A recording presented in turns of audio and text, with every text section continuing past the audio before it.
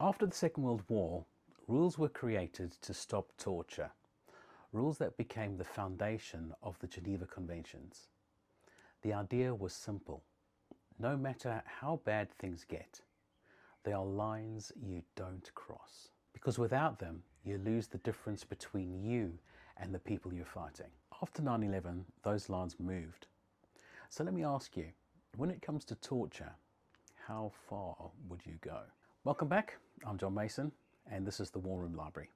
This week, I will be talking about Torture Team by Philippe Sands. I read this book a few years back, and it genuinely changed the way I think about things. So let's go straight into it this week. Nearly 25 years ago, I was sitting at my desk in London watching the towers come down live on TV. You know, everyone was thinking the same thing. You know, what's going to happen next? Is it going to be war, retaliation? You know, that parts it all just seemed to make sense, especially after the second plane went into one of the buildings. But what didn't make sense was that what was happening behind the scenes. Not on a battlefield, in offices, meeting rooms, legal departments. And the deeper you go into this book, you know, and as I was reading it, the question changes not about what they did, but how did they make this legal? Because that's the real story here.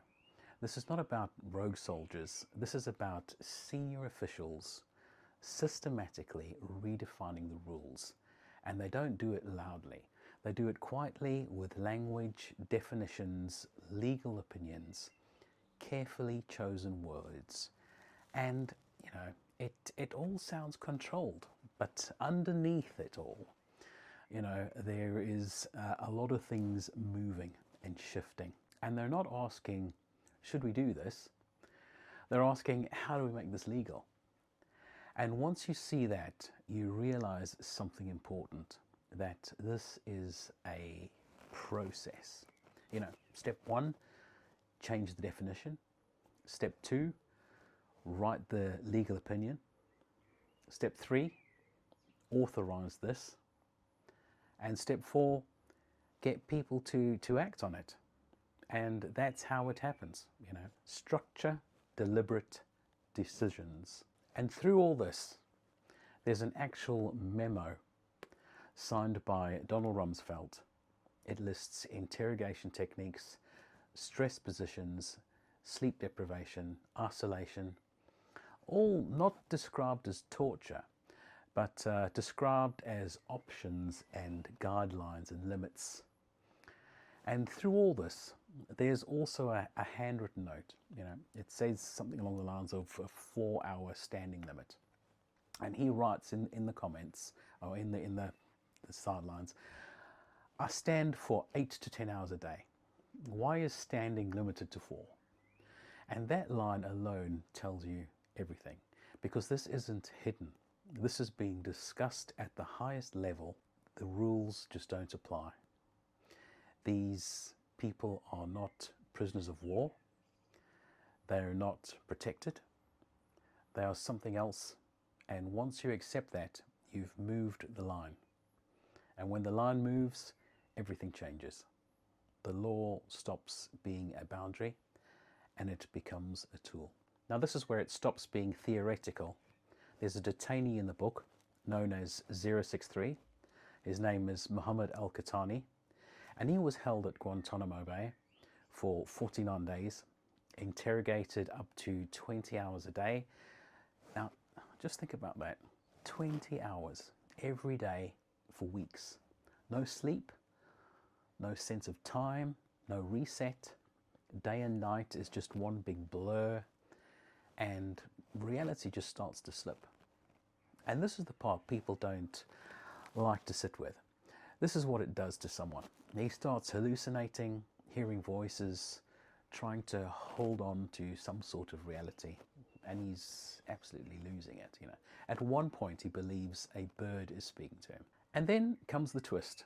When they try to charge him, the whole case collapses because the evidence can't be used. It's been obtained through torture. So what do you actually have here? You have a system that breaks a person and produces nothing usable. And here's the uncomfortable part. This wasn't random. This wasn't a mistake. This was something that was designed, built, approved, signed off, and no one was held accountable. And even more uncomfortable than that, the people involved still believe they were right. So now the question changes again. This isn't just about them. It really is about you. When it comes to torture, how far would you go if you believed another attack was coming tomorrow? Because it's easy to say, we do whatever it takes. It's easy when you're angry. It's easy when you're scared. But that's exactly when the line matters. And once that line moves, it changes who you are. And that's the core of this book. Not just what happened, but what it means. Because if you change the rules to win, what exactly have you protected? And if the answer is, well, we've changed everything except your principles, then what have you actually kept? This is why the story matters, because pressure doesn't create character. It reveals it. And in moments like that, you either hold the line or you move it. And once you lose that line, you lose the difference between you and the people you are fighting. So if you're interested in this subject, this is a book I'd definitely recommend, because what Philippe Sands does here is take something complex and make it clear. He doesn't shout, he doesn't exaggerate, he just lays it out step by step and lets you see it all for yourself.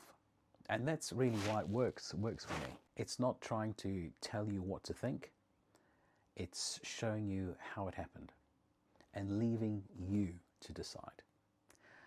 I'm John Mason, and you've been watching the War Room Library.